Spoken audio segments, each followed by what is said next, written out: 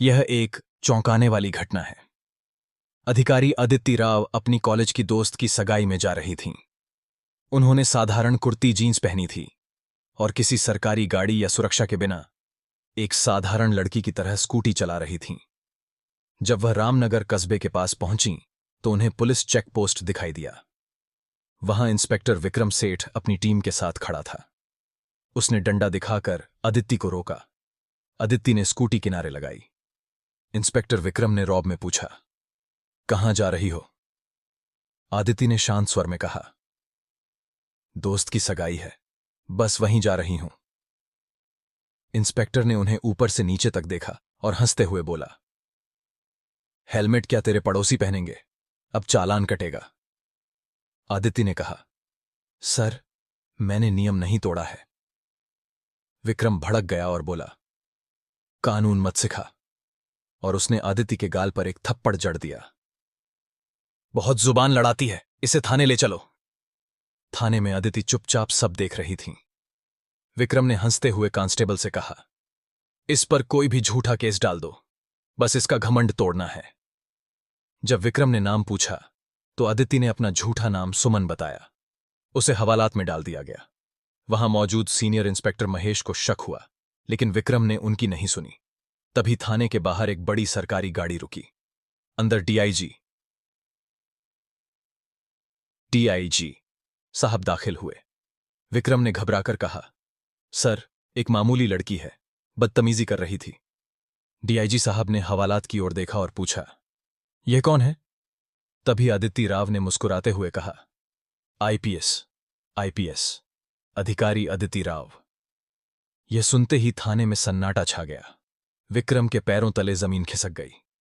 DIG साहब गरजे, विक्रम, तुम्हारी हिम्मत कैसे हुई एक सीनियर ऑफिसर पर हाथ उठाने की? अदिति ने बाहर आकर कहा, विक्रम, अब तुम्हारी वर्दी उतरेगी।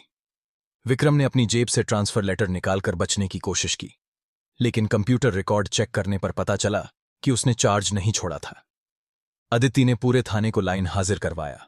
बाद में वहां के एसएसपी की गाड़ी आई, लेकिन अदिति ने उनके भ्रष्टाचार की फाइल भी खोल दी। रामनगर में रातों रात सफाई अभियान चला और अदिति राव के इस कदम ने पूरे सिस्टम को हिलाकर रख दिया। कहानी 2।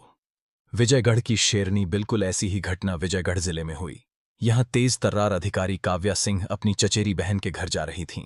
उन्होंने बिल्कुल सादे कपड़े पहने थे और एक पुरानी बाइक चला रही थीं। शहर के प्रवेश द्वार पर इंस्पेक्टर बलदेव राज ने उन्हें रोका। बलदेव शराब के नशे में था। उसने काव्या की बाइक पर लाठी मारी और पूछा, कहां भाग रही है? काव्या ने विनम्रता से कहा, जी, घर जा रही हूं। बलदेव हंसा, इतनी तेज बाइक चलाती है, हेलमेट कहां है? काव्या को पता था कि यह सिर्फ पैसा वसूलने का बहाना है। उन्होंने विरोध किया तो बलदेव ने आव देखा न ताव काव्या के बाल पकड़ लिए और एक जोरदार थप्पड़ मारा। बोला, तुझे अभी पुलिस का मतलब समझाता हूं। उसे घसीटते हुए जीप में डाला गया और थाने ले जाया गया। काव्या ने अपना असली परिचय नहीं दिया। वह देखना चाहती थी कि यह भ्रष्टाचार कितना गहरा है। थाने के अंदर बलदेव ने काव्या को धमकाते हुए कहा, तेरा नाम क्या है? काव्या ने सिर झुकाकर कहा, मीरा।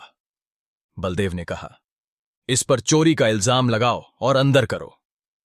वहां एक बुजुर्ग हवलदार दीनानाथ ने रोकने की कोशिश की, पर बलदेव ने उसे चुप करा दिया। काव्या को एक अंधेरी कोठरी में बंद कर दिया गया। कुछ ही देर में थाने के बाहर सायरन की आवाज गूंजी। कमिश्नर साहब खुद वहां पधारे थे। बलदेव दौड़कर बाहर गया। कमिश्नर ने कड़े स्वर में पूछा, अंदर किसे बंद किया है? बलदेव हकलाने लगा। कमिश्नर सीधे कोठरी के पास गए। काव्या ने बाहर आकर अपना परिचय दिया। मैं इस जिले की नई डीएम काव्या सिंह हूं। यह सुनते ही बलदेव पसीने से तरबतर हो गया और कांपने लगा।